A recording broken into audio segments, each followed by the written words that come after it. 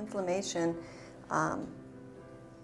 is exacerbated by stress, and our thoughts can be stress.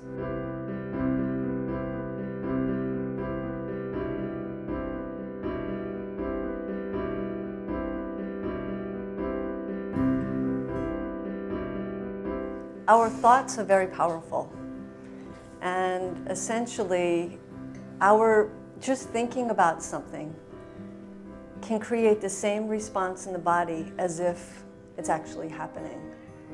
And so many times our thoughts are about the past regrets or worrying about the future, and the thoughts create these stories that can get very large in our own minds.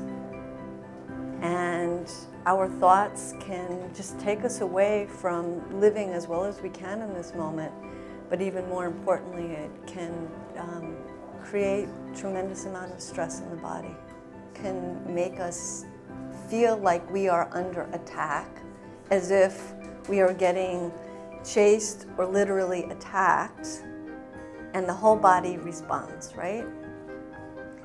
And essentially though, you know, our minds, our brains are connected to the rest of our body. The neck is it, and there's many of nerve pathways and blood pathways that connect between the head and the rest of the body. And so with our thoughts, it can create a whole environment of hormonal reactions and chemical reactions that inflammation is exacerbated by stress, and our thoughts can be stress, right?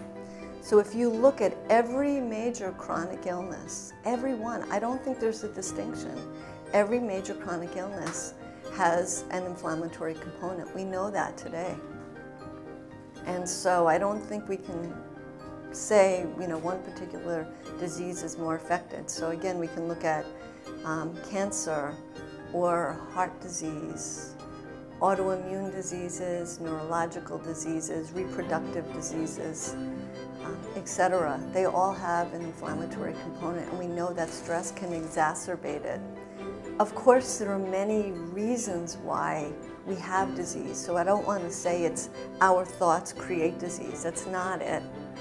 But we cannot say that our thoughts don't have a role in the body's response to disease and making disease worse or making it better. There are many approaches and many practices, and what I think is most important is for people to just be aware of what their thoughts are, to become familiar with who they are and what they're experiencing. Because so oftentimes we are on autopilot. We don't even know that we're getting carried away with our thoughts and our worries. And so the first step is becoming aware. And that is where mindfulness practices come in, because they help us to learn to know ourselves better. And the first step is, once you know yourself better, is to then make some choices of what you can do to take better care of yourself.